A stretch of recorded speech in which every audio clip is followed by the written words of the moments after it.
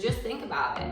Your next chapter is going to be hotter. You're going to be more online. You're going to be more trustworthy. You're going to be more available to your emotions. You're going to be more available to life. You're going to be more available to feeling.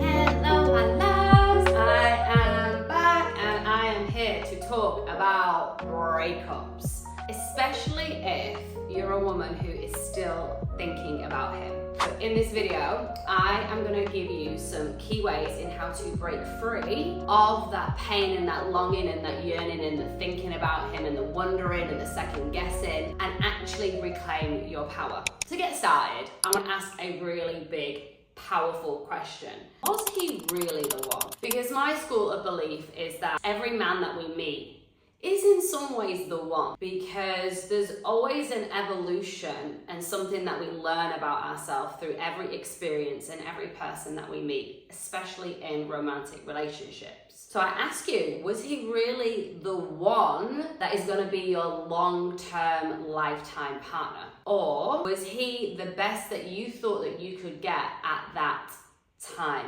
in that era of your life, in that iteration of the woman that you were? I ask this because we can get really caught up in the relationship, in who he is, and the idea that it was meant to be a long-term relationship, and the idea that it was meant to be forever. The truth is, if he was the one and if it was meant to be a relationship, then it would be. One of the best things that you can do is to really start opening up your mind and bringing about this awareness of curiosity and wonder, all of the possible solutions and reasons as to why he was your person for that length of time and you broke up. One of the things I see so many women do when it comes to breakups is go into like a shame spiral and a guilt spiral, and you start thinking that it was just you and solely you, or it was just him and solely him the reason why you broke up. And the truth is,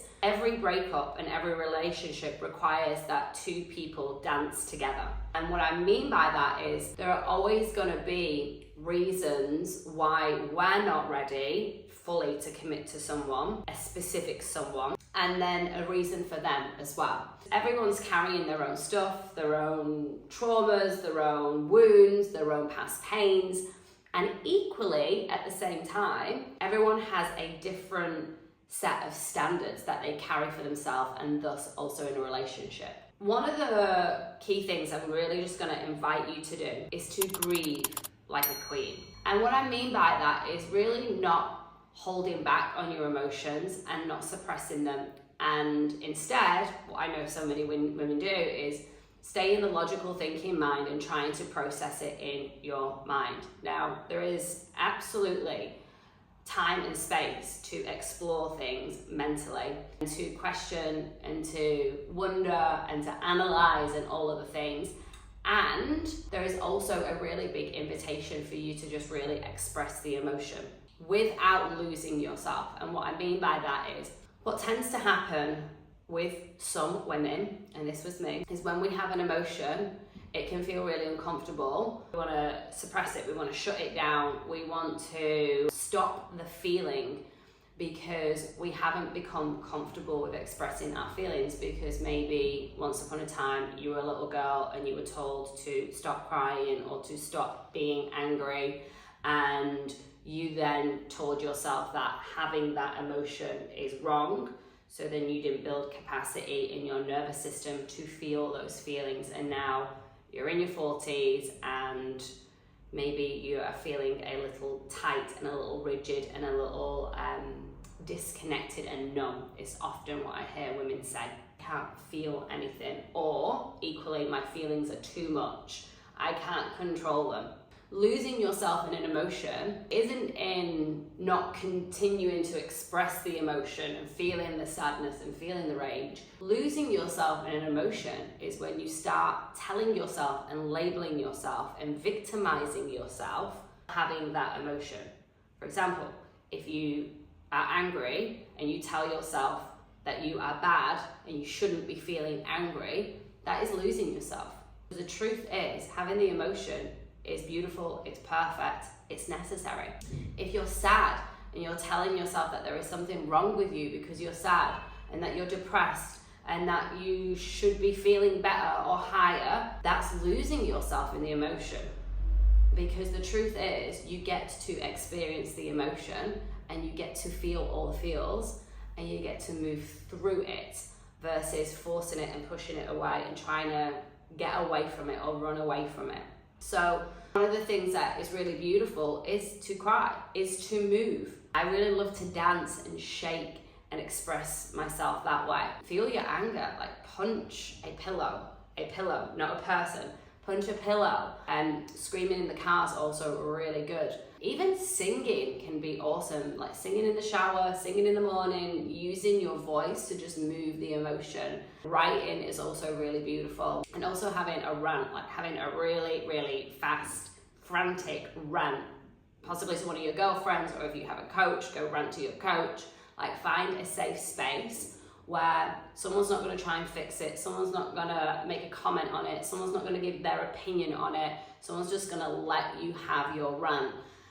And then breathe and exhale and just allow yourself to acknowledge and not need to continue it, just to let it be put into the space and close it. One of the beautiful things about expressing the emotion and really opening yourself up to understanding of like, oh, he wasn't my person, because if he would be my person, then I would be with him.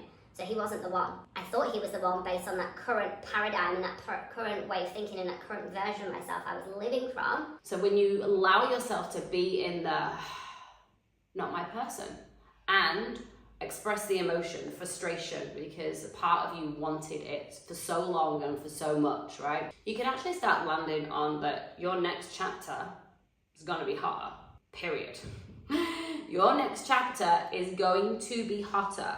Why? Because you're reclaiming your feminine, you're building inner self-trust, you're building this part of you that is feeling comfortable with expressing her emotions, and that for you is gonna really integrate into your body, into your nervous system, into your whole beingness, this sense of ownership, this sense of giving yourself permission, and that's going to build upon your confidence. And the more that you're connected to your body, with your joy, with your sadness, with your expression, with your confidence, with your aliveness, with your rage, with your sadness, with all of the things, you actually build more sensory connection and aliveness with your body, right? So your body comes online, so then your sensuality comes online, and your creativity comes online. So just think about it.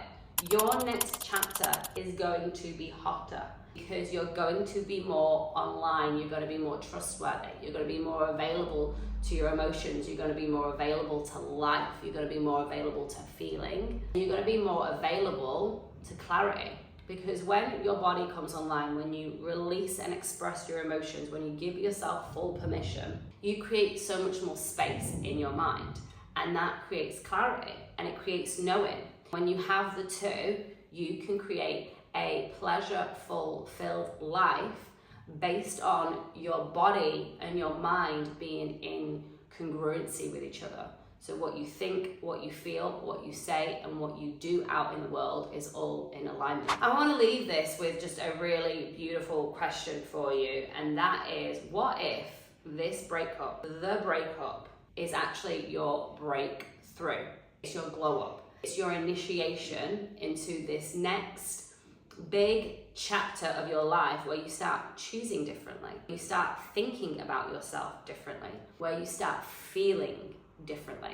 I hope this landed for you, my love. Please hit subscribe if you want more of this content, and drop a comment with your biggest takeaway, something that you've realized about yourself, your breakup, your ex, and I would love to read those comments and serve and support you.